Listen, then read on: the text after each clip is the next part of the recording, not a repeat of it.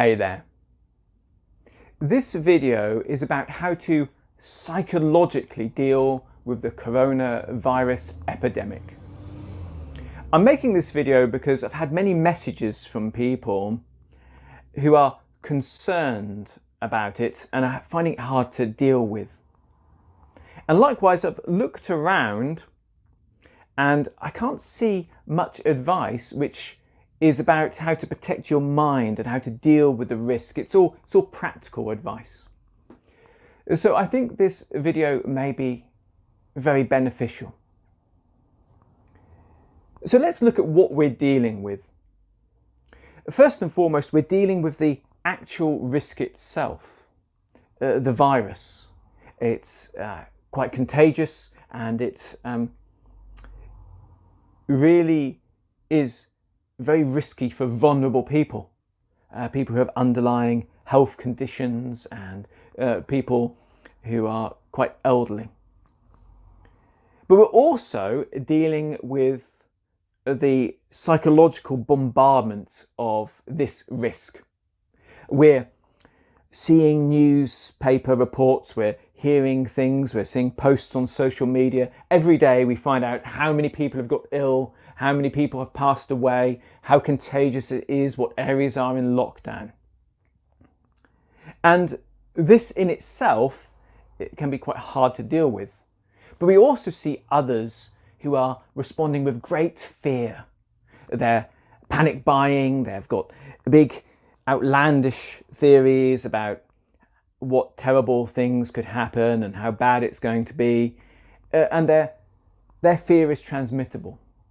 So we need to find a way to protect our mind, to make sure that we walk a balanced path, whereby we are neither ignoring the risk and thus not dealing with it, but we're not being controlled by the fear and responding in unskillful, counterproductive ways. We need to be the balance. We need to do this not just for ourselves, but to protect others who may be more susceptible to this illness. And we can thus grasp this situation as an opportunity to bring forth the best possible results. So, first and foremost, let's look at what we should be putting in place in order to be able to deal with this circumstance practically. Well, the first thing you should do, of course, is to cut through all this mist, this miasma of information, and get to the important stuff. What is it? How does it work? And how can you prevent it? Don't rely on anything I say. I'm not a medical expert. Look for those authentic experts that have studied these things for their whole lives. Find out exactly what you need to do. Once you've got your strategy, your tactics are in place, do them with excellence. Make sure that you are the example that others can see. So wash your hands diligently. Avoid contact with people who've got the infection. Show great hygiene. Show all the things that need to be seen by others. Be the calm reminder. Now, in addition to this, take that a bit further. You are now enabled to fortify your body against any form of illness or health problem using this reminder as inspiration. So make sure that if you've got any habits that affect your breathing, you change those. So if you smoke, it's time to stop. If your cardiovascular fitness isn't so good, it's time to start moving to those healthy outdoor walks, which are so good for the mind and for the body. Make sure that your body weight's just right, not too much, not too little, that middle path. And take a positive step to bring around all healthy things into your life. Good food and enough liquids to make sure your immune system is working. And this will not only help your body prepare for any of the challenges it already faces, but it will also mean that if there was an unfortunate circumstance where you needed to deal with this virus, you could shrug it off.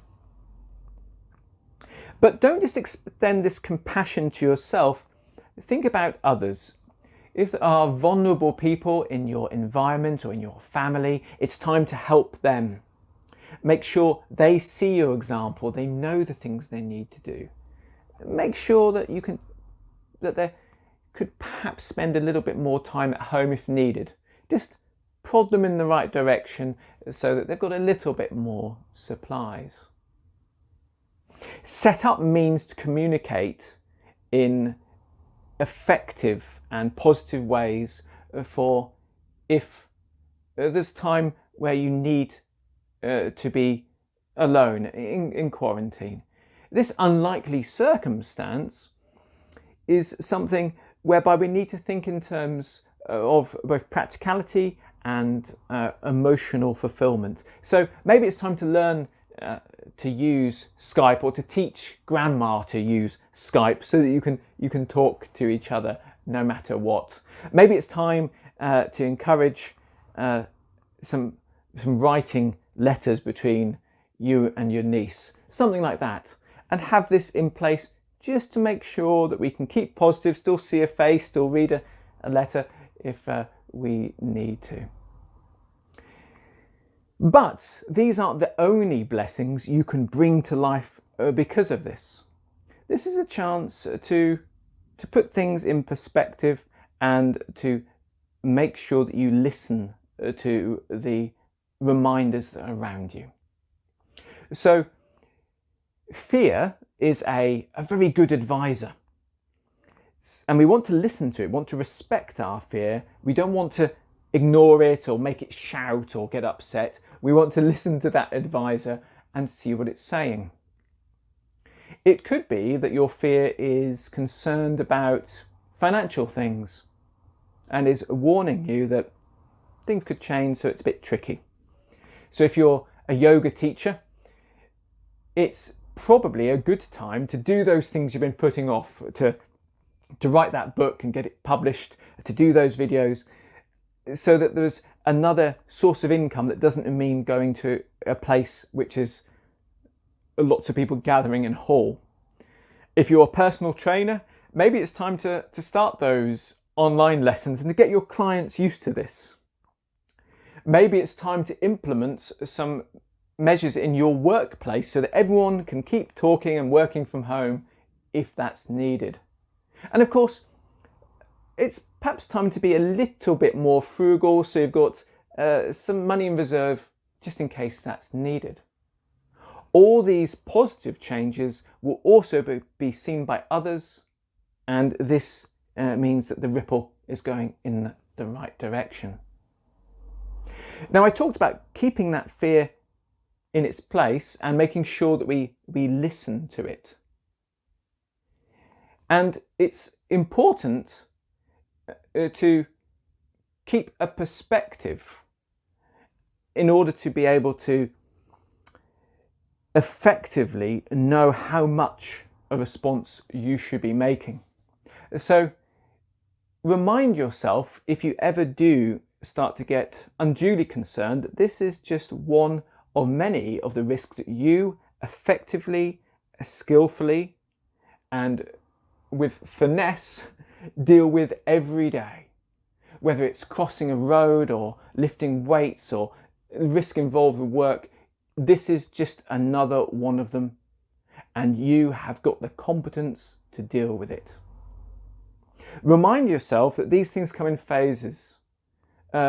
Many viruses have appeared that have just burnt themselves out, or our immune systems adapt, or that a cure is developed. Keep this in proportion and reassure yourself of your ability to cope with this and all these things that need to be dealt with as part and parcel of being here in a body. If we look at everything we've just said, we can see there is one beautiful underlying theme. A theme which I want you to take firmly to heart and to keep with you to protect your mind and to protect yourself. You are the force of thoughtful, skillful, harmonious goodness. You are the force that brings goodness into the world. And that's what you're going to do with this. So no matter what happens in life, you are the person that transforms it to the best possible circumstances. So you are going to use this circumstance to create better health habits, better hygiene habits, better social interactions and closer, more powerful family bonds and friendships. You're going to use this to make your mind a more balanced, a more hardy and more resourceful. You're going to use this to develop financially and socially, so that when this is all back to normal, you've kept the gold when the dirt has been washed away.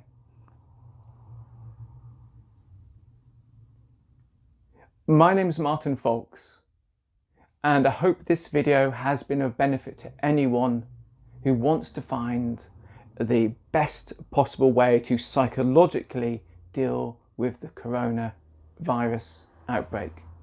Until next time, let's let every word, thought, and action count.